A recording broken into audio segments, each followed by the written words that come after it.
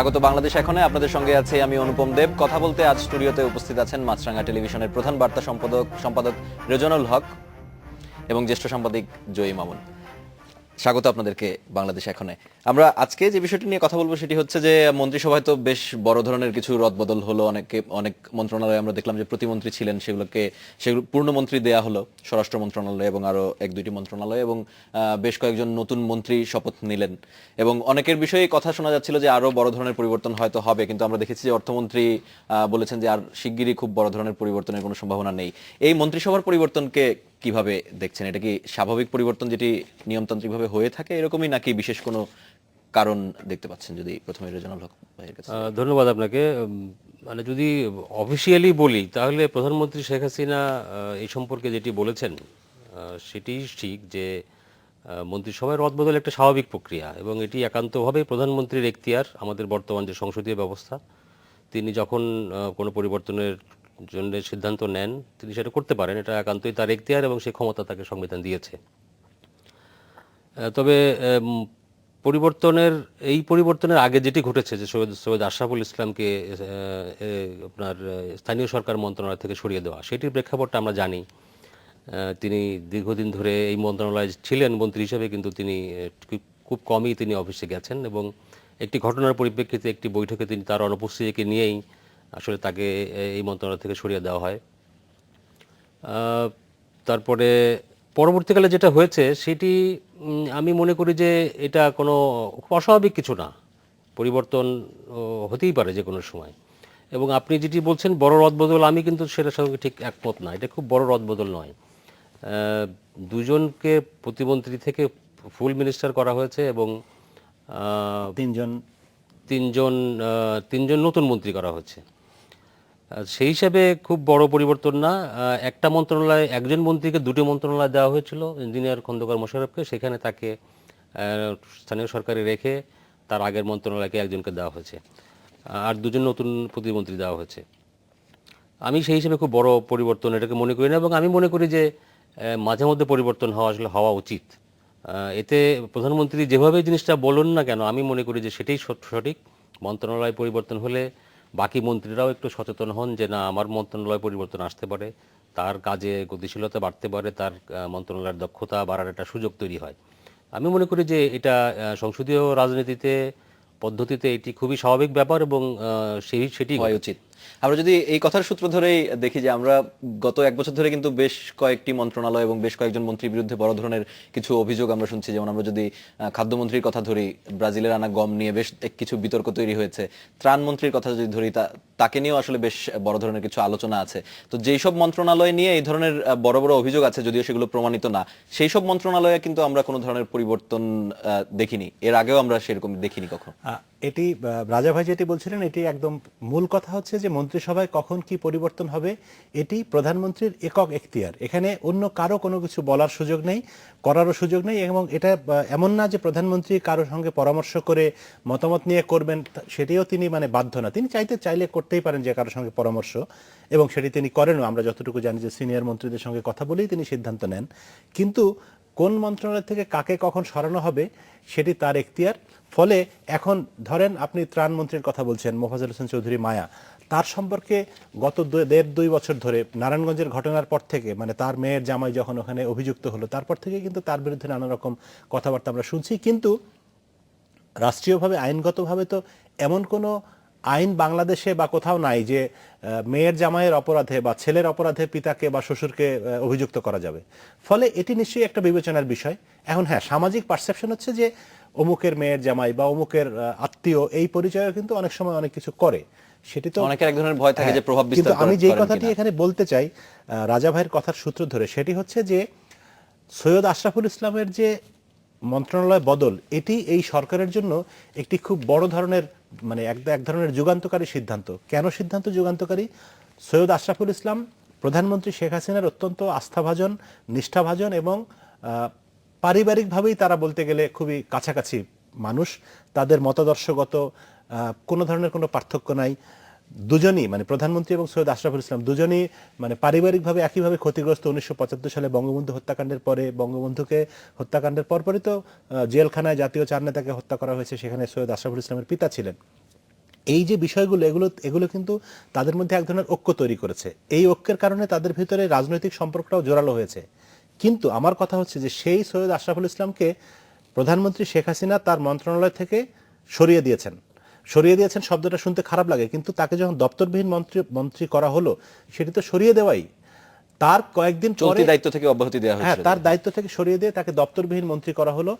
তখন কিন্তু তিনি আওয়ামী লীগের, এখনো কিন্তু তিনি আওয়ামী লীগের সাধারণ সম্পাদক। তো কথা হচ্ছে যে আওয়ামী লীগের সাধারণ সম্পাদক ওই রকম ঘনিষ্ঠ আস্থাভাজন একজন ব্যক্তিকে তার মন্ত্রণালয় থেকে সরিয়ে দিয়েছেন। অভিযোগটা কি কাগজে কলমে না জানলেও আমরা তো বাইরের থেকে জানি যে তিনি তার দায়িত্ব পালনে যথেষ্ট পরিমাণ কি বলে এটিকে নিষ্ঠার পরিচয় দিতে পারেননি। আমি যে কথাটি বলতে চাই এখন সেটি হচ্ছে যে এটি বাকি সকল মন্ত্রীর জন্য এক ধরনের সিগন্যাল, কিন্তু যে আশরাফুল ইসলামের মতো লোককেও প্রধানমন্ত্রী ছাড় দেননি। তাকে প্রথমে দপ্তরবিহীন করা হয়েছে, তারপরে তাকে আরেকটি দপ্তর দেওয়া হয়েছে, এবং নিশ্চয়ই সেখানে মানে ব্ল্যাঙ্ক চেক দেওয়া হয় নাই যে তুমি যা খুশি তাই করবা। ফলে আপনার ওই কথার উত্তর হচ্ছে এটি যে যেখানেই যে ধরনের অন্যায় দুর্নীতি কোনো কিছু থাকুক, এটি প্রধানমন্ত্রীর অগোচরে আছেন বা তিনি জানেন না তা কিন্তু নয়। এবছর মানে 5 জানুয়ারি নির্বাচনের পরে যে সরকার গঠিত হয়েছে, সেই সরকারের আগে মানে বিগত মেয়াদের সরকারে কিন্তু অনেকজন মন্ত্রীর বিরুদ্ধে নানা রকম অভিযোগ ছিল, দুর্নীতির বা অন্য অনেক ধরনের অভিযোগ। তাদের কাউকেই কিন্তু এবারের মন্ত্রিসভায় ওইভাবে নেওয়া হয়নি। ফলে এটিও শেখ হাসিনার মানে আমি যেটি মনে করি যে নেতৃত্বের বিচক্ষণতারই একটি প্রমাণ। আমরা আবার আলোচনায় ফিরছি, এটা ছোট্ট একটা বিরতি নিয়ে আসি। নিচ্ছি 40 সেকেন্ডের একটি বিরতি, ফিরছি একটু পরে।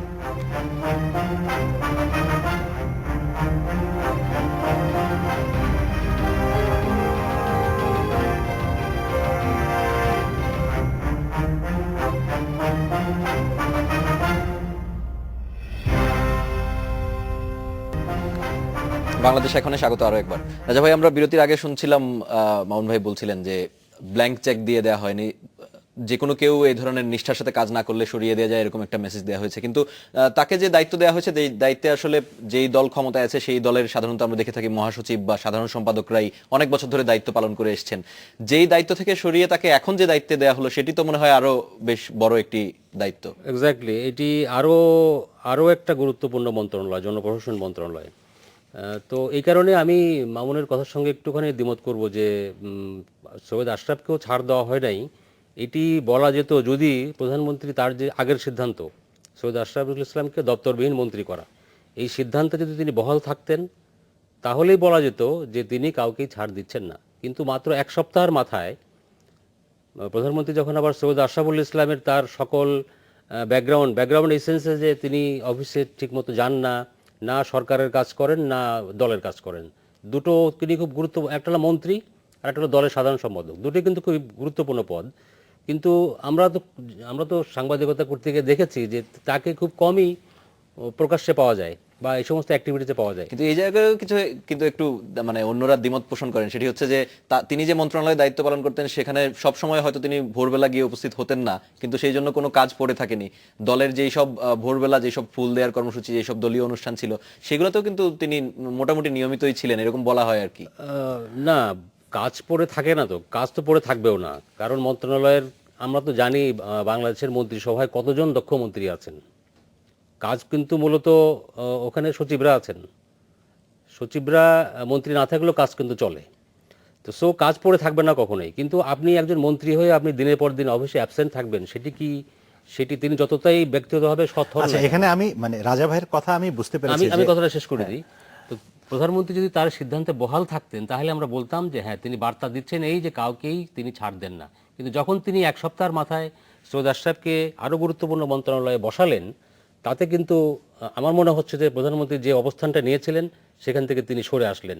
এইটি কিন্তু আরো খারাপ বার্তা, খারাপ মেসেজ বলে আমার কাছে মনে হয়। আচ্ছা, আমার যেটি মনে হয় যে এটি খারাপ মেসেজ না এই দিক থেকে, এখন এটি তো সরকারের শীর্ষ পর্যায়ের বা প্রধানমন্ত্রীর ব্যক্তিগত সিদ্ধান্তের বিষয়, আমি তো আর তার সঙ্গে কথা বলিনি, ফলে আমি বুঝবো না। কিন্তু বাইরের থেকে আমি দলের অন্যান্য আওয়ামী লীগের নেতৃবৃন্দের সঙ্গে, সরকারের আরো 2-4 জন মন্ত্রীর সঙ্গে কথা বলে যেটি বুঝেছি সেটি হচ্ছে যে আমরা ধরেন আমরা যখন টেলিভিশনে কাজ করি আমরা নিউজ রুমকে বলি যে আমাদের পরিবার, এটি পরিবারের মতো।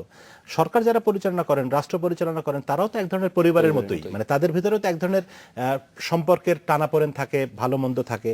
এবং আশরাফুল ইসলাম নিঃসন্দেহে একজন কি বলে সৎ মানুষ। তিনি একজন যোগ্য মানুষও বটে, কিন্তু তার নিয়মানুবর্তিতার ক্ষেত্রে কিছু অভিযোগ আছে, যেটি রাজা ভাই বলেছেন যে তিনি অফিসে যান না। হ্যাঁ, তাকে অনেক সময় ঠিক টাইমে অফিসে পাওয়া যায় না বলে আমরা অভিযোগ শুনেছি।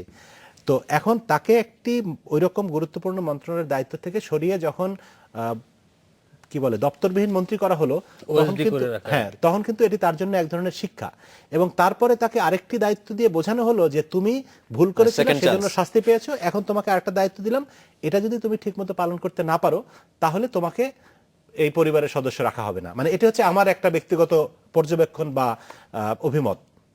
অ্যাট দ্য সেম টাইম যে দলের কথা যেটি বললাম, আওয়ামী লীগের সাধারণ সম্পাদক হিসেবে মানে তিনি যে খুব অযোগ্য তা কিন্তু নন, বরং অন্য অনেকের চাইতে দলের সাধারণ সম্পাদক হলে পরে তার সারা দেশে তৃণমূল পর্যায়ে পর্যন্ত যতখানি নিষ্ঠা এবং দক্ষতার সঙ্গে কাজ করতে হয়, সেই কাজগুলি কিন্তু আশরাফুল ইসলাম তার মতো করে করেন। তিনি হয়তো এর আগের যিনি সাধারণ সম্পাদক ছিলেন আব্দুল জলিল, বা তারও আগের অন্য সাজিদা চৌধুরী ছিলেন, অনেকেই ছিলেন, জিল্লুর রহমান সাহেব একসময় ছিলেন, প্রয়াত রাষ্ট্রপতি ছিলেন, তাদের মতো করে প্রত্যেকের একটা নিজস্ব কাজ করার স্টাইল থাকে। কিন্তু আমি তো দেখেছি যে বাংলাদেশের গ্রামে গঞ্জে প্রচুর জায়গায় সৈয়দ আশরাফুল ইসলামের প্রচুর ভক্ত, মানে তারা আশরাফুল ইসলামকে খুবই পছন্দ করেন, দেখা হয় না, কথা হয় না, কিন্তু তারপরে তারা মনে করেন, মানে আওয়ামী লীগের একটি বৃহৎ অংশ এখনো মনে করেন যে আশরাফুল ইসলামই হচ্ছে আওয়ামী লীগের সাধারণ সম্পাদক হিসেবে সবচেয়ে যোগ্য লোক। এর বাইরে আপনি দুটো নাম বলতে পারবেন না যাকে ওই দায়িত্ব দেওয়া যায়, কারণ তাদের বিরুদ্ধে নানা রকম অভিযোগ, এটা সেটা নিজের লোকদেরকে প্রমোট করা, এটা সেটা অনেক রকম স্বজনপ্রীতির অভিযোগ থাকে। সেই জায়গাগুলোর বিবেচনাতেই কিন্তু মানে আমি যতটুকু শুনেছি তার কাছের লোকদের থেকে, যে তাকে ওই দায়িত্বে রাখা হয়েছে। আর জনপ্রশাসন মন্ত্রণালয় সরকারের একটি গুরুত্বপূর্ণ মন্ত্রণালয়, যেই মন্ত্রণালয়টি আপনি একটু আগে বলছিলেন যে সাধারণত সাধারণ সম্পাদক বা মহাসচিবরা স্থানীয় সরকার মন্ত্রী হন, আর জনপ্রশাসন মন্ত্রী কিন্তু সবসময় প্রধানমন্ত্রী নিজে হন, প্রতিরক্ষা মন্ত্রী এবং জনপ্রশাসন মন্ত্রী। তো এই মন্ত্রণালয়টি চালানোর ক্ষেত্রে প্রধানমন্ত্রীর ব্যক্তিগত কিছু নির্দেশনা থাকে, সেটি যখন তাকে দেওয়া হয়েছে তার মানে আস্থার জায়গাটা ওইখানে প্রমাণিত। আর জনপ্রশাসন মন্ত্রণালয়ের আরেকটা যেটি আমার অবজারভেশন, সেটি হচ্ছে যে এলজিআরডি মন্ত্রণালয় একটা গ্রামের গলাচিপার একটা কালভার্টের প্রজেক্টের জন্য মন্ত্রীকে সই করতে হয়। স্থানীয় কি বলে জনপ্রশাসনে কিন্তু সেই প্রতিদিনের অত কর্মকাণ্ড থাকে না, এই জন্য এটা হয়তো একটু চাপের জায়গাটা কম, কিন্তু নেতৃত্বের লিডারশিপের জায়গাটা বা চিন্তার জায়গাটা বেশি। সেই জন্য উনি যেহেতু চিন্তাশীল মানুষ, আমার ধারণা যে ওনাকে এই কারণে ওই মন্ত্রণালয় দেওয়া হবে। আমরা আবার আলোচনায় ফিরছি, আরেকটা বিরতি নিয়ে আসি, নিচ্ছি আরো একটি বিরতি, ফিরে এসে কথা হবে অতিথিদের সাথে।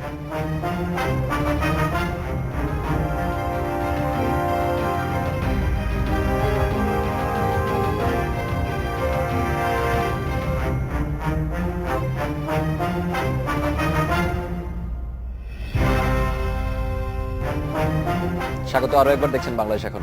রাজা ভাই, আমরা সৈয়দ আশরাফের বিষয়ে কথা বলছিলাম। তার মন্ত্রণালয়ের যিনি দায়িত্ব নিয়েছেন, অর্থাৎ জনপ্রশাসনে তো তিনি দায়িত্ব নিলেন, এবং প্রবাসী কল্যাণ মন্ত্রী কিন্তু স্থানীয় সরকারের দায়িত্ব নিলেন, এবং দুই মন্ত্রী দায়িত্ব নেওয়ার পরে আমরা দেখলাম মোটামুটি একই ধরনের কথা তারা বলেছেন, যে গতিশীল করার জন্য মন্ত্রণালয়কে তারা যত ধরনের স্বজনপ্রীতি, দলীয়করণ এগুলো আছে, এগুলো যাতে কোনোভাবে না হয় সেই ধরনের ব্যবস্থা করবেন। এর মানে কি এটা আসলে প্রতীয়মান হয় যে এখনো সরকারের মধ্যে থেকে যে দুর্নীতির কথা বলা হতো, সেই দুর্নীতিটা বা আমলাতন্ত্র বা স্বজনপ্রীতি, দলীয়করণ এগুলো এখনো পুরোপুরি দূর করা সম্ভব হয়নি বলেই গতিশীল হচ্ছে না, এরকমই কি বিষয়টা? তা তো বটেই। আমরা যে যাই বলুক না কেন, এটা আমরা সবাই জানি, এটা ওপেন সিক্রেট যে বাংলাদেশের দুর্নীতি একটি বড় ধরনের একটি ব্যাধি, এবং সেটি প্রশাসনের কেন্দ্রবিন্দু সচিবালয় সেখানে তো অবশ্যই আছে। এখনও টাকা ছাড়া ফাইল নড়ে না, যে কথাটি অনেক আগে থেকে আমরা শুনে আসছি, সেটি এখনও ঠিক ওইভাবেই কাজ করছে। আপনি যে কোনো কাজে যান, সেখানে আপনি ফাইল নড়ানো টাকা ছাড়া খুবই ডিফিকাল্ট। তবে তারা যে কথাটি বলেছেন, এটি আসলে আমি মনে করি যে এটি নিজেদেরকে একটু পপুলার করার একটা চেষ্টা, যে আমি যে দুর্নীতিবাজ নই বা আমি দুর্নীতির বিরুদ্ধে, এটি বলার মধ্যে দিয়ে তারা নিজেদেরকে একটু পপুলার করার চেষ্টা করেন। আমি এই প্রসঙ্গে এর আগের যে শুরুতে আপনি যে মন্ত্রিসভার রদবদলের কথা বলেছিলেন, ওই প্রসঙ্গে বলতে চাই। সেটি হলো যে আমরা রদবদল যেটা দেখেছি, আমরা আরও খুশি হতাম, যেটি মামুন কিছুটা টাচ করেছে, যে দুইজন মন্ত্রীর বিরুদ্ধে এই যে অভিযোগ উঠেছে, একজন হচ্ছেন ত্রাণমন্ত্রী, আরেকজন হচ্ছেন খাদ্যমন্ত্রী।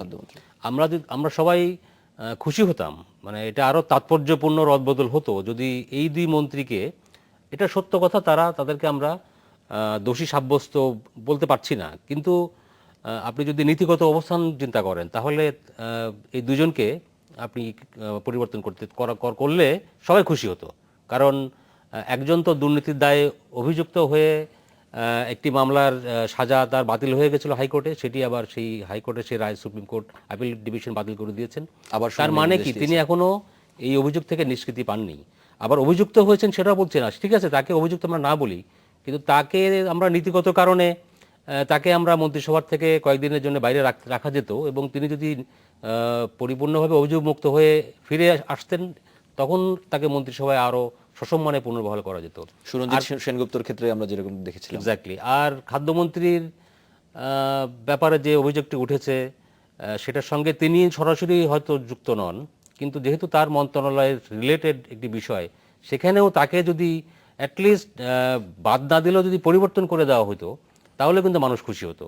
তো আমরা যদি দুর্নীতিমুক্ত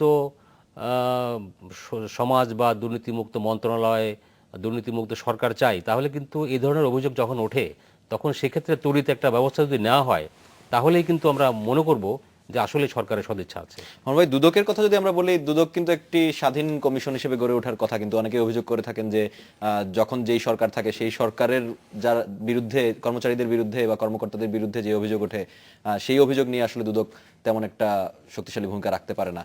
এখনো সেই ভূমিকা আছে, অনেকেই বলে থাকেন। এটা একটা পারসেপশন যে দুদকের ভূমিকা হচ্ছে এরকম যে সরকারের ইঙ্গিতেই এই প্রতিষ্ঠানটি চলে, এবং সর্বাংশে না হলেও অধিকাংশ ক্ষেত্রে এটি সত্যি যে সরকারের শীর্ষ পর্যায় থেকে বা কোনো একটি উচ্চতর পর্যায় থেকে যতক্ষণ পর্যন্ত তারা কোনো সবুজ সংকেত না পান ততক্ষণ পর্যন্ত তারা কোনো ধরনের কোনো দুর্নীতির তদন্ত অনুসন্ধান শুরু করবেন না, যদি তিনি সরকারের ভিতরের কোনো গুরুত্বপূর্ণ লোক হন। কিন্তু আমি একটু আগের থেকে বলতে চাই, যেখানে রাজা ভাই বলছিলেন যে কোনো একজন মন্ত্রী, ইঞ্জিনিয়ার খন্দকার মোশাররফ সাহেব যখন স্থানীয় সরকার মন্ত্রণালয়ের দায়িত্ব নিলেন, নেওয়ার পরে প্রথম দিনেই উনি বললেন যে আমি এই মন্ত্রণালয়কে দুর্নীতিমুক্ত করব। তো এখন তার মানে কি যে তুমি এখানে আসার আগ পর্যন্ত এটি খুবই দুর্নীতিতে ভরপুর ছিল? ব্যাপারটা তো তা না, বা ছিল, কিন্তু আপনি আসার মাধ্যমে কি এটা দুর্নীতিমুক্ত হয়ে যাবে? তাও তো না। তার মানে হচ্ছে যে রাজা ভাই যেটি বলেছেন একদমই ঠিক, যে এটি হচ্ছে আমরা যখন কেউ যখন একটা মন্ত্রীর দায়িত্ব নিল তাকে তো কিছু একটা বলতে হবে টেলিভিশনের সামনে, দেশের মানুষের সামনে। এটি হচ্ছে সবচেয়ে সস্তা এবং সবচেয়ে জনপ্রিয় হওয়ার একটা কৌশল, যে আমি একটা কিছু বললাম, এবং দুর্নীতি যেহেতু একটা সেন্সিটিভ ইস্যু, এবং ফেরেশতা আসছে এখানে, হ্যাঁ, এর বিরুদ্ধে কথা বললে লোকে পছন্দ করে, ফলে আমি বলে দিলাম যে দুর্নীতি মুক্ত করব। কিন্তু মজার বিষয় হচ্ছে যে তিনি প্রবাসী কল্যাণ মন্ত্রণালয় থেকে গিয়ে স্থানীয় সরকারের দায়িত্ব নিয়েছেন এবং এই কথাটা বলেছেন। তার মন্ত্রণালয়ের দায়িত্ব যিনি নিয়েছেন তিনিও কিন্তু একই ধরনের কথা বলেছেন। হ্যাঁ, এবং তিনি একই কথা বলেছেন। অন্যদিকে নুরুল ইসলাম বিএসসি তার মন্ত্রণালয় নিয়েছেন, তিনি বলেছেন। অন্যদিকে আশরাফুল ইসলাম সাহেব যখন জনপ্রশাসন মন্ত্রণালয়ের দায়িত্ব নিলেন, তিনিও বললেন যে আমরা স্বজনপ্রীতি, দলীয়করণ এগুলির ঊর্ধ্বে উঠে দুর্নীতিমুক্ত করে প্রশাসন চালাবো। তার মানে কি? মানে হচ্ছে যে এই মন্ত্রণালয় তো একদিন প্রধানমন্ত্রী নিজে চালাতেন, তিনি কি ওখানে দুর্নীতি পুষে রেখেছিলেন? এটা কিন্তু তাদের কথার ভেতরে প্রচুর ফাঁক আছে, এটি ঠিক না। এভাবে বলে মানুষের সামনে হয়তো একটু সস্তা জনপ্রিয়তা অর্জন করা যায়, কিন্তু আলটিমেটলি নিজেদেরই ক্ষতি হয়। কারণ আমরা জানি সরকারের ভিতরে দুর্নীতি আছে, এবং সেটি আছে বলেই কিন্তু প্রধানমন্ত্রীও সেটি বিভিন্ন সময় তার কর্মকাণ্ডের ভিতর দিয়ে প্রমাণ করেছেন। তিনি মন্ত্রীদেরকে বদল করেছেন, ওই যে আগের যাদের অভিযোগ ছিল তাদেরকে বাদ দিয়েছেন। আর এখন রাজা ভাই যেটি বললেন, যার বিরুদ্ধে অভিযোগ আছে, ধরেন মায়ার বিরুদ্ধে অভিযোগ আছে, ধরেন খাদ্যমন্ত্রীর বিরুদ্ধে, কামরুল সাহেবের বিরুদ্ধে অভিযোগ আছে, অভিযোগ মানেই তো তিনি দোষী, এটি প্রমাণিত না। কিন্তু তাকে যদি সরিয়ে দেওয়া হয় মন্ত্রণালয়ের দায়িত্ব থেকে, তাতে করে ওভারঅল সরকারের ভাবমূর্তিটা মানুষের কাছে উজ্জ্বল হয়। দেশের মানুষ মনে করে যে সরকার, প্রধানমন্ত্রী একটি দায়িত্বশীল কাজ করেছেন। কিন্তু ধরেন আদালতে 2 বছর মামলা চললো, মামলার পরে প্রমাণিত হলো যে কামরুল নির্দোষ, তখন তাকে যদি ফিরিয়ে আনা হয়, জয়ললিতার ক্ষেত্রে যেটি হয়েছে ভারতে, তখন কিন্তু তারও ব্যক্তিগত ভাবমূর্তি উজ্জ্বল হয়, সরকারেরও ভাবমূর্তি উজ্জ্বল হয়। কিন্তু আমাদের দেশে সেই কাজটি কখনোই করা হয় না। আমাদের দেশে মন্ত্রিত্ব হচ্ছে এক ধরনের কি বলবো, এটাকে এমন একটা জিনিস যেটাকে শক্ত করে ধরে থাকতে হবে, কোনোভাবে ছাড়া যাবে না। পৃথিবীর বহু দেশে আছে, একটা সামান্য অ্যাক্সিডেন্টের কারণে মন্ত্রীরা পদত্যাগ করে। ভারতের রেলমন্ত্রীর পদত্যাগের ঘটনা বহু আছে, ইউরোপের দেশগুলিতেও এরকম আমরা দেখেছি। কিন্তু বাংলাদেশে যতই কেলেঙ্কারি হোক, যতক্ষণ পর্যন্ত প্রধানমন্ত্রী আপনাকে নির্লজ্জের মতো বহিষ্কার না করবেন, ততক্ষণ পর্যন্ত আপনি পদত্যাগ করবেন না। প্রধানমন্ত্রী আমরা আসলে খুব বেশি উদাহরণ দেখিনি, দক্ষিণ কোরিয়ার একটা ফেরি ডুবির ঘটনা প্রধানমন্ত্রী পদত্যাগ করেছিলেন। সেই एग्जांपल হলো জাপানে, ফিলিপাইনে, দক্ষিণ কোরিয়া আমার মনে হয় এরকম। আচ্ছা, ওই আমরা আবার আলোচনা করব, একটা ছোট একটা বিরতি নিয়ে আসি। নিচে আরো একটি বিরতি, ফিরছি কিছুক্ষণ পরে।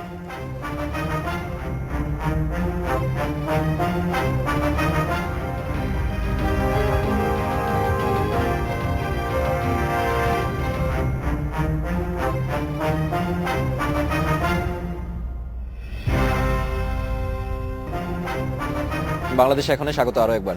আমরা দুদকের ভূমিকা নিয়ে কথা বলছিলাম রাজা ভাই, যে দুর্নীতি দমন কমিশন আসলে কি স্বাধীনভাবে কাজ করতে পারছে কিনা। এটা সম্পর্কে মামুন কিছুটা বলেছে, আমিও অনেকটাই একমত যে দুদক যদিও সেটা স্বীকার করে না, না করাই স্বাভাবিক। তবে অবশ্যই আমরা বলবো যে আগে যখন দুর্নীতি দমন ব্যুরো যেটা ছিল সেটার চাইতে দুর্নীতি দমন কমিশন এখন অনেক ভালো কাজ করছে, এতে কোনো সন্দেহ নেই। এবং এই কমিশন সরকারের মন্ত্রী, সাবেক মন্ত্রী বা বর্তমান এমপিদের অনেকের বিরুদ্ধে অভিযোগ চার্জশিট দিয়ে এই মামলাগুলি তুলেছিল কোর্টে। তবে তখন আমরা আশাবাদী হয়েছিলাম। পরবর্তীকালে আবার দেখলাম যে না, তারা অনেকেই একে একে ছাড়া পেয়ে গেলেন, অব্যাহতি পেলেন অভিযোগ থেকে। তো তখন আমাদের আশাভঙ্গ হয়েছে এবং অনেকেই তখন বলছেন যে দুদক কি তাহলে সবাইকে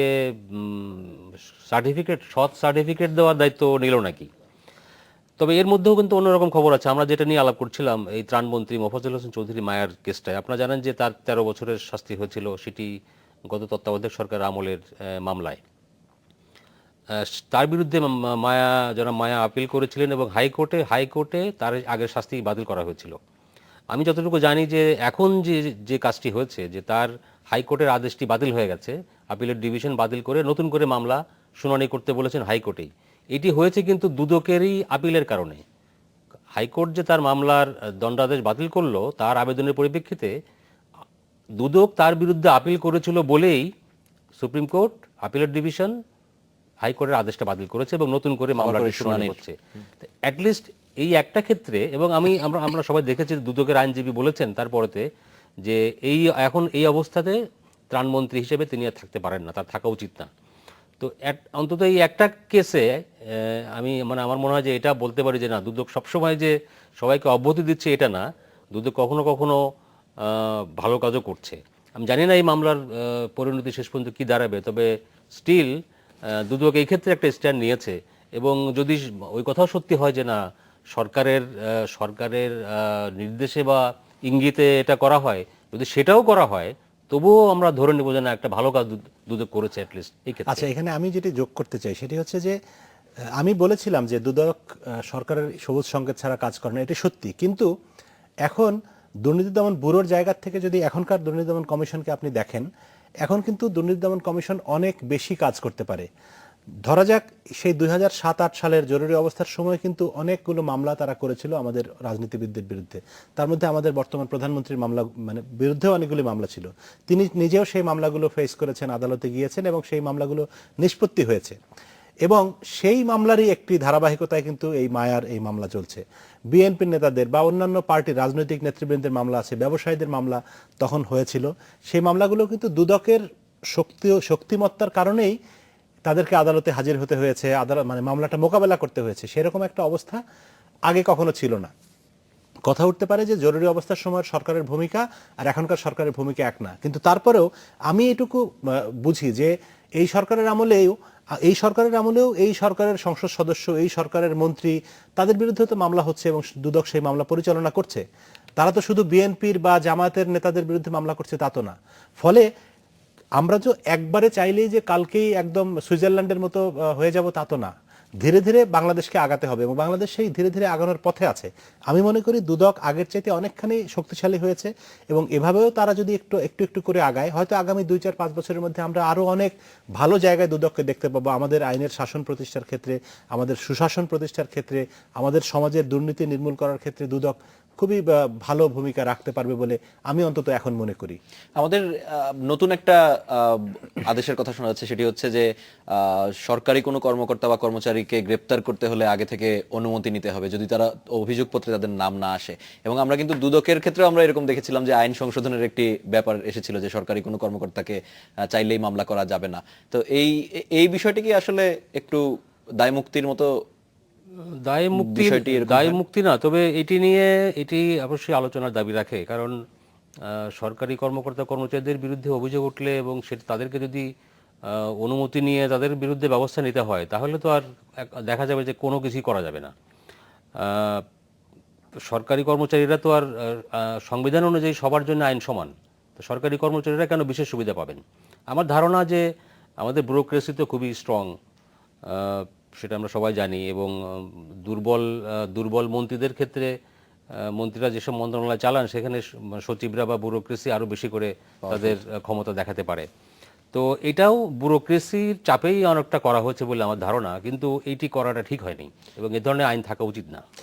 আরেকটা বিরতি নিতে হচ্ছে আচ্ছা, আমাকে। এসে আমি এই আপনার কাছেই প্রসঙ্গে আসবো। বিরতির পরে বলবো, ঠিক আছে? আসছি, নিচ্ছি 1 মিনিটের বিরতি, ফিরছি কিছু।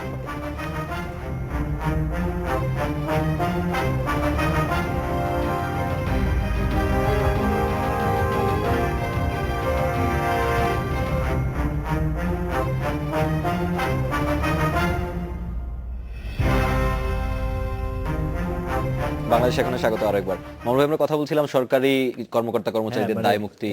বিরতির আগে আমি বলা শুরু করছিলাম যে বাংলাদেশের সকল নাগরিক আইনের দৃষ্টিতে, সংবিধানের দৃষ্টিতে সমান। সেক্ষেত্রে সরকারি কর্মচারী অথবা বেসরকারি কর্মচারী কারো কোনো অগ্রাধিকার পাওয়ার সুযোগ নেই। এখন যে জিনিসটা এখানে হয়েছে আইনের মাধ্যমে, রাজা ভাই একদম পরিষ্কারভাবেই বলেছেন যে এটি কর্মকর্তা কর্মচারীদের একটি অংশের চাপের কারণে সরকারের এক ধরনের নতি স্বীকার, মানে আমি অন্তত সেভাবেই দেখি। যেটি আপনি একটু আগে বলছিলেন যে শোনা গেছে, ব্যাপারটা শোনা যাওয়া না, এটা ক্যাবিনেটে পাশ হয়েছে 2 সপ্তাহ আগে, মানে এখন আইনে পরিণত হয়নি। পার্লামেন্টে গেলেই আইন হয়ে যাবে, ক্যাবিনেটে পাশ হওয়ার পরেই তো পার্লামেন্টে যায়। তো আমরা ধারণা করি যে এটি হয়েই যাবে, কিন্তু এটিও একটি গণতান্ত্রিক সমাজ ব্যবস্থায় একটি সুষ্ঠু রাষ্ট্র পরিচালনার পদ্ধতির ভিতরে এক ধরনের বৈষম্য তৈরি করবে, শুধু না ক্ষোভেরও তৈরি করবে। কারণ সাধারণ অন্য অনেক মানুষ আছে যারা, ধরেন একটা অভিযোগ হলো কারো বিরুদ্ধে, তাকে অভিযোগের ভিত্তিতে আপনি গ্রেফতার করে নিয়ে গেলেন, আর একজন সরকারি কর্মচারী তার বিরুদ্ধে যদি খুনেরও অভিযোগ থাকে, সেই অভিযোগ আদালতে মানে চার্জশিট না দেওয়া পর্যন্ত তাকে গ্রেফতার করা যাবে না। এই ইন্ডেমনিটি দেওয়ার তো কোনো মানে অধিকার সরকার রাখে কিনা সে ব্যাপারে আমার সন্দেহ আছে। আমি যেটি বুঝি সেটি হচ্ছে যে এই আইনটি বা সরকারের এই সিদ্ধান্তটি চ্যালেঞ্জ করে যদি হাইকোর্টে কেউ রিট মামলা করে, আমার মনে হয় না এই সিদ্ধান্ত টিকবে। কারণ সংবিধান তো আমাদের সর্বোচ্চ আইন, এবং সংবিধানে পরিষ্কারভাবে বলা আছে যে এই দেশের রাষ্ট্রপতিও যতটুকু অধিকার ভোগ করবেন, একদম রাস্তার ভিখারিও সমান অধিকার ভোগ করবেন আইনের দৃষ্টিতে। সেক্ষেত্রে প্রজাতন্ত্রের কর্মচারী বলে তাকে আপনি বাড়তি সুবিধা দিবেন যে তিনি খুন করে আসবে কিন্তু তাকে গ্রেফতার করা যাবে না কারণ তার চার্জশিট হয়নি, সেটা তো হওয়ার কথা না। এই আমলাতন্ত্রের কথা আমরা বলছিলাম যে আপনি বলছিলেন যদি দুর্বল মন্ত্রী থেকে থাকেন বা মন্ত্রণালয়ে যদি তার ক্ষমতা খুব বেশি তিনি প্রতিষ্ঠিত না করেন, সেক্ষেত্রে আমলাতন্ত্র দেখা যায় যে অনেক বেশি ক্ষমতাশালী হয়ে যায়। এখনকার সরকার তো বলা হয়ে থাকে যে অনেক শক্তিশালী সরকার এবং টানা 2 টার্মের জন্য আছে। সেই ক্ষেত্রে এখনো আমলাতন্ত্রের সেই শক্তিটা মন্ত্রীদের চেয়ে বেশি হওয়ার কারণটা কি? সরকার রাজনৈতিকভাবে খুবই শক্তিশালী, এটি তো ঠিক। কারণ একক সংখ্যাগরিষ্ঠতা নিয়ে সরকার গঠিত হয়েছে, যদিও সেই নির্বাচন নিয়েও অনেক বিতর্ক রয়েছে। যাই হোক, সেদিক থেকে কোনো সমস্যা নেই, কিন্তু প্রধানমন্ত্রীর পক্ষে তো আর বা যোগ্য আমি বলেছি যে সমস্ত মন্ত্রণালয় যোগ্য মন্ত্রী নেই। আপনি যদি দেখেন বর্তমান মন্ত্রণালয়, ইভেন গত সরকারের আমলেও অনেকগুলো মন্ত্রণালয়ের মন্ত্রী এমন যাদেরকে করা হয়েছে, যারা জীবনে প্রশাসনের কোনো ধারের কাছেও যান নাই। হ্যাঁ, আমি যদি এরকম বলি হয়তো শুনতে খারাপ লাগবে, যারা হয়তো এমপি নির্বাচিত হয়ে খুশি ছিলেন তাদেরকেও মন্ত্রী করা হয়েছে। প্রধানমন্ত্রী আমি গতবারও দেখেছি, এবারও দেখেছি, যারা দীর্ঘদিন ধরে নির্বাচিত হয়ে আসছেন তাদেরকে তিনি পুরস্কৃত করার জন্য কখনো কখনো মন্ত্রিত্ব দিয়েছেন। সেটি গত সরকারের আমলেও হয়েছে, এ সরকারের আমলেও হয়েছে। এবং তাদেরকে যখন সেটি দেওয়া হয়, যারা আসলে রিয়েল পলিটিশিয়ান কিন্তু নট এ গুড অ্যাডমিনিস্ট্রেটর, তো তাদেরকে যখন মন্ত্রিত্ব আপনি দেন তখন কিন্তু তারা তো আর এত আটঘাট মন্ত্রণালয়ের এত কাজকর্মের ধার কাছে তারা বুঝতে পারে, তারা তো খুব বেশি দিনের জন্য আসে না, তারা জানেনও না এবং তারা আসলে ওই কাজে অভ্যস্ত না। এবং যখন তারা তাদের বুঝে উঠতেও আসলে অনেক সময় চলে যায়, যখন তাদের আসলে বিদায় হওয়ার সময় চলে আসে। তো প্রশাসনের যারা থাকেন, বিশেষ করে সচিব বা তার নিচে যারা অতিরিক্ত সচিব যারা থাকেন, তারা আসলে তাদেরকেই মন্ত্রণালয়টা আসলে চালাতে হয়, তাদেরকেই বুঝাইতে হয় কাজটা। যেমন ধরেন সৈয়দ আশরাফুল ইসলাম সাহেব দায়িত্ব নিয়েছেন গতকাল, তিনি কি বলেছেন যে আমি আগে কাজটা বুঝি, তারপর আমি আমার প্রায়োরিটি ঠিক করব। কাজটা তিনি বুঝবেন কার কাছ থেকে? তাকে তো সেই প্রক্রেসির কাছ থেকে কাজটা বুঝতে হবে। কিন্তু এই আমলাতন্ত্র আর হচ্ছে রাজনীতি বা মন্ত্রী যারা আসেন তারা তো রাজনীতির মাধ্যমেই আসেন এবং নির্বাচনের মাধ্যমে আসেন। এই ক্ষেত্রে মনে হয় অনেক ক্ষেত্রে ঝামেলা হয়। একটা জিনিস আমি বলতে চাই, শিক্ষা মন্ত্রণালয়, আমি যেটা শিক্ষা মন্ত্রণালয়ের কাহিনী অন্য, সেটা হয়তো মন্ত্রী সচিবের দ্বন্দ্ব বা ভুল বোঝাবুঝি যেটাই হতে। রাজনীতির একটা মূল সমস্যা হচ্ছে যে আমাদের রাজনীতি তো এখন সত্যিকার অর্থে রাজনীতিবিদদের হাতে নেই। শেখ হাসিনা বাংলাদেশ সরকারের প্রধানমন্ত্রী, তিনি আওয়ামী লীগের সভানেত্রী, তার মতো করে তো পুরো পুরো সরকার চলছে না বলতে সম্ভব না। কারণ রাজনীতিতে এখন আপনি দেখেন যে নির্বাচনে নমিনেশন কারা পায়, মানে একটা এলাকার ত্যাগী নেতারা কি সবসময় নমিনেশন পায়? তা তো না। নমিনেশন পায় হচ্ছে যে যার সবচেয়ে বেশি পয়সা আছে, যে দলকে সবচেয়ে বেশি চাঁদা দিতে পারে, অথবা যার অন্য কোনো প্রভাব প্রতিপত্তি আছে, সেই জাতীয় ব্যবসায়ীরা প্রচুর। সংসদ সদস্য হিসেবে একটা সময় ছিল যে বাংলাদেশের সংসদে 70% ছিল আইনজীবী পেশা, আপনি যদি বঙ্গবন্ধুর আমলের সংসদ দেখেন। আর এখন সেখানে 70-75% হচ্ছে ব্যবসায়ী। তো সেই জায়গাগুলি কিন্তু গুণগত পরিবর্তন হয়েছে এক ধরনের, মানে ইতিবাচক হোক আর নেতিবাচক হোক, এই পরিবর্তনের প্রভাব তো সরকারের উপরে পড়বে। তো তারা ব্যবসায়ী হিসেবে এসে যখন এমপি হলেন, মন্ত্রী হলেন, তারা কিন্তু একজন রাজনীতিবিদের মতো করে সরকার পরিচালনা করতে পারবেন না। তাকে নিশ্চিন্তভাবেই আমলাতন্ত্রের উপর নির্ভর করতে হবে, এবং আমলাতন্ত্র অনেক ক্ষেত্রেই সরকারকে এক ধরনের বেঁধে ফেলে, মানে তাদের ওই সিস্টেমের ভিতর দিয়ে যেতে হয়। আমি ব্যক্তিগতভাবে 2-4 জন মন্ত্রীর সঙ্গে বিভিন্ন সময় কথা বলে দেখেছি যে তারা অনেক কিছু করতে চান, পারেন না, কারণ এটি সিস্টেম। আমাকে একজন মন্ত্রী বলেছিলেন এরকম ভাবে যে আমি একটা আমার কাগজে লিখে দিলাম যে ওকে এখানে এই বদলি করে দাও বা একটা ভর্তি করে দাও, কিন্তু আমাকে বলা হলো যে না, এটা আপনি পারেন না মাননীয় মন্ত্রী। এই সরকারের এখনো মন্ত্রী আছেন, তিনি বলেছেন যে আপনি এটা করতে পারেন না, এটার জন্য আপনার প্রসেস আছে, আপনি চিঠির নোট দিবেন, নোট উপর থেকে নিচে যাবে, নিচে থেকে উপরে আসবে, তারপরে ওইভাবে যাবে, এবং এতে কয়েক মাস সময় লাগবে। আমি একদম আমি নাম আসাদুজ্জামান নূর, উনি আমাকে বলেছেন। তো দিস ইজ ব্যুরোক্রেসি। এর বাইরে গিয়ে হঠাৎ করে চেঞ্জ করে ফেলা সবকিছু সম্ভব না। আপনি রাজনীতির যে কথাটা বলছিলেন, আমরা তো আওয়ামী লীগের ক্ষেত্রে অন্তত জেনে থাকি যে অন্যান্য দলগুলোর চেয়ে আওয়ামী লীগের তৃণমূলে অনেক বেশি শক্তিশালী, এবং তারা কিন্তু রাজনীতি করে করে করে করে এসেই এক পর্যায়ে মন্ত্রী হন, এমপি হন। হঠাৎ করে এসে মন্ত্রী এমপি হয়ে গেছেন, এটা মনে হয় আওয়ামী লীগের ক্ষেত্রে, মানে আওয়ামী লীগের ক্ষেত্রে ঠিক না। সেই ক্ষেত্রে আমলাতন্ত্রের উপরে তাদের শক্তি বা তাদের কি বলা যায় এটাকে, সেটাকে নির্ধারণ করার বা নিয়ন্ত্রণ করার ক্ষমতাটা একটু বেশি হওয়ার কথা। এটা নিয়ে আমরা একটু আলোচনা করব। আরেকটা বিরতি নিতে চাই আমাকে। আচ্ছা ঠিক আছে, বিরতির পরে আমরা তো আরো একটি বিরতি, আর কিছুক্ষণ পরে ফিরছি।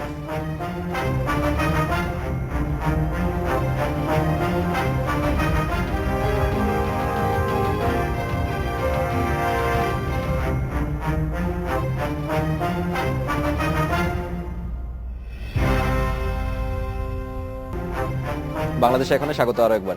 আমরা আমলাতন্ত্র এবং আওয়ামী লীগের রাজনৈতিক শক্তি নিয়ে কথা বলছিলাম। আমার কাছে যদি যাই, না, আমি তো আসলে বলেছিলাম এই প্রসঙ্গে, আমার মনে হয় রাজা ভাই বলতে পারবেন ভালো। তবে আমি বলেছি এই প্রসঙ্গে যে আমলাতন্ত্রের শক্তিটা এখন এত বেশি যে রাজনৈতিক শক্তিকে এখন ডমিনেট করে আমলাতন্ত্র, এবং এটা দুই ধরনের, মানে সামরিক এবং বেসামরিক আমলাতন্ত্র অনেক বেশি শক্তিশালী। কিন্তু আমার প্রশ্নটা, আমরা আলোচনা করছিলাম হচ্ছে যে আওয়ামী লীগ তো তৃণমূল থেকেই রাজনীতি করে এসছে এবং তাদের মন্ত্রীরাও রাজনীতি করে আসাই, সেই ক্ষেত্রে আমলাতন্ত্রের জটিলতা তো তারা জানেন। সেই ক্ষেত্রেও কি এই ধরনের ঝামেলাটা থেকে যাওয়াটা? আমি কিন্তু যেটা বলছিলাম যে সমস্যাটা কিন্তু হয়েছে উল্টাটা। যদি মামুন যেটা বলছিল সেটা সত্য যে রাজনীতিবিদরা এখন সংখ্যায় কম আসছেন, ব্যবসায়ীরা বেশি আসছেন, এটা সত্য। কিন্তু সমস্যা আমার দৃষ্টিতে যেটা হয়েছে যে শেখ হাসিনা যেটা করছেন যে তার দলের দীর্ঘদিনের ত্যাগী যারা নেতা, যারা গ্রাসরুট থেকে উঠে এসেছেন এবং দীর্ঘদিন ধরে এমপি নির্বাচিত হচ্ছেন, তাদেরকে তিনি পুরস্কার হিসেবে তাদেরকে অনেকে মন্ত্রী করেছেন, যারা আসলে রাজনীতিবিদ হিসেবেই তারা সফল ছিলেন এবং তারা হয়তো ওইখানেই স্বাচ্ছন্দ্য বোধ করতেন, ওইটুকুতে সন্তুষ্ট ছিলেন।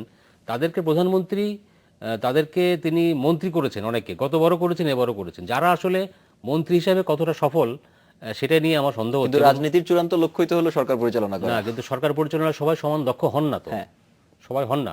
এই সরকারের অনেক মন্ত্রী আছেন যারা আসলে, যাদের ধারে কাছেও সচিবরা হয়তো আসতে সাহস পায় না বা কথা বলতে সাহস পায় না। আপনি যদি তোফায়েল আহমেদের কথা ধরেন, আপনি যদি অর্থমন্ত্রীর কথা ধরেন, তো আপনি তাদের কাছে বা মতিয়া চৌধুরীর কথা যদি ধরেন, তাদের সঙ্গে কিন্তু সচিবরা পারবেন না। কিন্তু যারা বুঝেন কম, প্রশাসনের নানান জটিলতা, আইনের প্যাচ যারা বুঝবেন না, যেসব যারা জেনুইন পলিটিশিয়ান, তাদের ক্ষেত্রে ওই সুযোগটা অনেক সময় অ্যাডমিনিস্ট্রেশন বা ব্যুরোক্রেসি নেয় এবং সেভাবেই তখন তারা অ্যাক্ট করে। সেটাই বলছিলাম। আমরা একেবারে শেষের দিকে বলতে গেছি। এটি যেমন সত্যি, পাশাপাশি আরেকটা জিনিস সত্যি হচ্ছে যে আপনি বলছিলেন গ্রাসরুট থেকে উঠে আসা দল আওয়ামী লীগ, গ্রাসরুট থেকে উঠে আসা সত্যি, কিন্তু গ্রাসরুট থেকেও যে সকল যোগ্য লোক সবসময় উঠে আসে তাও কিন্তু না। ওই যে নির্বাচনের প্রক্রিয়ার ভিতর দিয়ে আওয়ামী লীগের মনোনীত প্রার্থী হিসেবেই তিনি নির্বাচন করলেন, বিজয়ী হলেন, কিন্তু তিনি যে একদম মানে দীর্ঘদিন রাজনীতি করে আসা লোক তাও কিন্তু না। সেরকম লোককে মন্ত্রণালয়ের দায়িত্ব দিলেও বিপদ। আবার দীর্ঘদিন তিনি হয়তো একটা ভুরুঙ্গামারিতে রাজনীতি করে আসছিলেন দীর্ঘদিন ধরে, তিনি ওইখানকার জন্য হয়তো ফিট, কিন্তু তাকে যখন একটা রাষ্ট্রের পুরো মন্ত্রণালয়ের দায়িত্ব দেওয়া হয় তখন তিনি সেখানে ফিট নাও হতে পারেন। জাতীয় রাজনীতি এবং স্থানীয় রাজনীতি দুটো আলাদা জিনিস। আলাদা বিষয়। জাতীয় রাজনীতির লোককেই জাতীয় রাজনীতি পরিচালনার দায়িত্ব দেওয়া উচিত। স্থানীয় রাজনীতির লোককে স্থানীয় কেন্দ্রীয় সরকারের দায়িত্ব দিলে সমস্যা হয়। এটি পৃথিবীর বহু দেশে এরকম ঘটনা আছে। আমরা আমাদের স্থানীয় সরকারকে শক্তিশালী করার কথা বলি, সেটি সরকার করে না। সরকার ওই ভুরুঙ্গামারির অথবা গলাচিপার লোকদেরকে খুশি করার জন্য তাদের একজনকে মন্ত্রী করে দিল, কিন্তু সে তো ওই মন্ত্রী হওয়ার যোগ্য না, সে ওখানকার জেলা পরিষদের চেয়ারম্যান হওয়ার যোগ্য। এটি এখানে আসলে স্থানীয় সরকার নিয়ে কথা বলার দরকার আছে, যেটি আমি মনে করি, এবং এটিও সরকারের এই প্রশাসনিক দুর্বলতার, আমলাতান্ত্রিক শক্তিশালীত্বের আরেকটা কারণ। মোহন ভাই, রাজা ভাই, আপনাদের অনেক ধন্যবাদ আমাদের সাথে যোগ দেওয়ার জন্য। এই ছিল বাংলাদেশ এখন। দেখা হবে আগামীকাল একই সময়ে। শুভরাত্রি।